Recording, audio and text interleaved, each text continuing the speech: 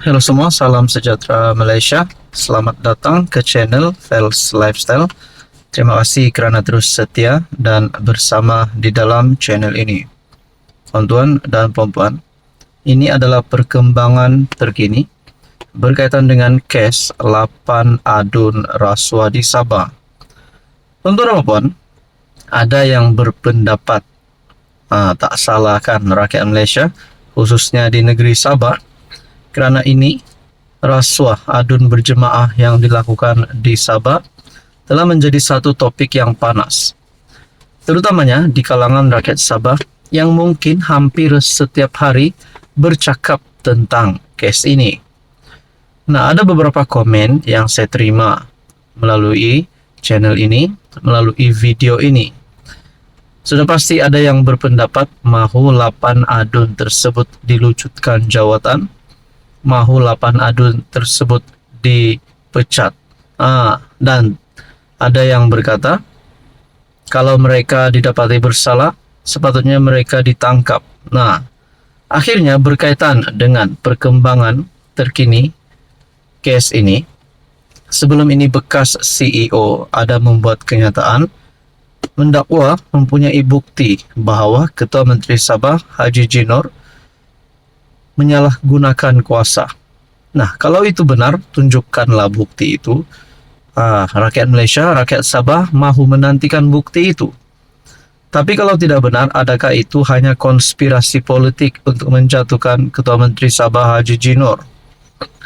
Saudara-saudara, Sabah Mineral ambil tindakan undang-undang terhadap bekas CEO.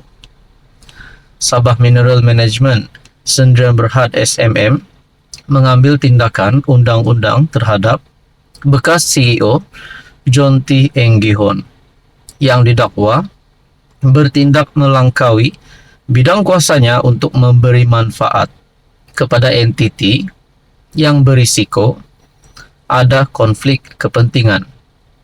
Dalam kenyataan, SSM memaklumkan pihaknya telah menjalankan siasatan. Dalaman mendakwa mendapati ada pelanggaran tanggung jawab fidusiari, kegiatan penipuan salah nyata, misrepresentation, atau penipuan terhadap lembaga pengarah SMM, serta salah laku oleh John T. Sebagai tindak balas terhadap dapatan ini, syarikat telah membuat laporan rasmi kepada SPRM dan polis. Siasatan telah mengenal pasti beberapa kejadian di mana John T. bertindak melampaui kuasanya dan tindakannya bertujuan memberi manfaat kepada entiti dengan risiko konflik kepentingan dengan bersekongkol dengan pihak ketiga yang mewakili kartel berkepentingan. Tindakan-tindakan itu dilakukan tanpa pengetahuan atau kelulusan lembaga pengarah, yang merupakan satu pelanggaran serius terhadap dasar syarikat dan piawaian tadbir urus, kata CEO SMM Natasha Sim. Selain membuat laporan kepada pihak berkuasa berkenaan dakwaan salah laku, SMM berkata peguam pihaknya juga meneroka tindakan sivil ke atas John T. bagi mendapat ganti rugi untuk kerugian keuangan dan kerosakan imej yang dialami syarikat. Untuk rekod kenyataan John T. dilaporkan dalam beberapa artikel Malaysia Kini mutakhir ini. Berhubung dakwaannya, Ketua Menteri Sabah Haji Jinor menyalahgunakan kuasanya. Jadi saudara-saudara, tuan-tuan dan puan, kita nantikan saja pihak mana yang benar. Kalau pihak satu benar, maka pihak yang kedua adalah bersalah, dan begitu juga sebaliknya. Dan sudah pasti ada kesan yang negatif terhadap kepimpinan politik di Malaysia. Apa komen Anda? Hai, hello, salam sejahtera Malaysia. Selamat datang ke channel Fels Lifestyle. Tuan-tuan dan puan yang saya amat hormati semua, akhirnya berkaitan dengan isu rasuah yang berlaku di Sabah. Skandal rasuah yang berlaku di Sabah. Apa yang terjadi kepada pemberi maklumat? Apa yang terjadi kepada 8 adun di Sabah kalau mereka didapati bersalah? Dan apa pula terjadi kepada kepimpinan GRS, Kerajaan Negeri Sabah, sekiranya terdapat pemimpin daripada kalangan Kerajaan Negeri Sabah yang terlibat dengan skandal ini. Saudara-saudara yang amat dihormati, ini satu kenyataan daripada Adun Sabah berkaitan skandal rasuah. Dedah identiti pemegang lesen cari gali. Kenyataan daripada Adun Sabah yang menggesa Kerajaan Persekutuan mendedahkan identiti mereka yang diberi lesen cari gali di negeri itu. Adun Moyog Daryl Leking berkata, kerajaan perlu telus dan tiada apa yang perlu disembunyikan.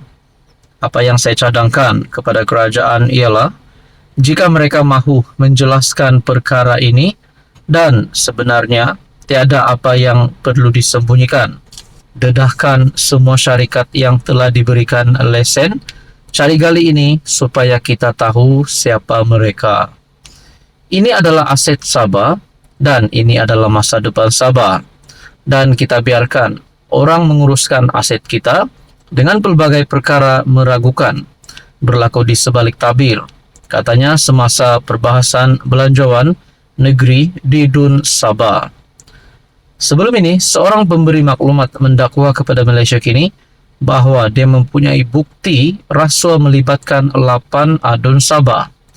Pemberi maklumat tersebut merupakan ahli perniagaan yang kemudiannya mengaku dia adalah individu yang memberikan rasuah kepada ahli politik terbabit sebagai balasan untuk mendapatkan projek cari gali mineral di negeri itu.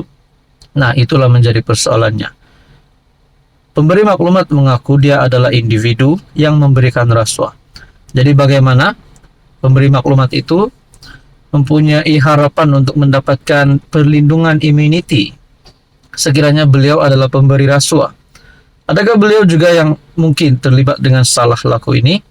Bukan saja dilindungi, bahkan beliau ditangkap bersama dengan mana-mana adun yang terlibat dengan skandal ini.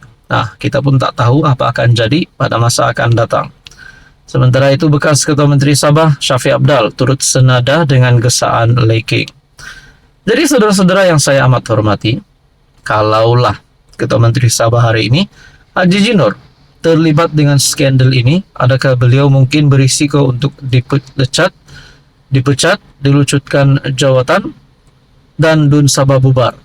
Jadi rasanya siapa yang knock up jadi Ketua Menteri baru? Adakah Shafie Apdal? Kalau nak cakap Bung Mokhtar yang jadi Ketua Menteri Sabah baru, adakah mungkin beliau masih layak kerana kes mahkamahnya? Saudara-saudara, apa komen Anda?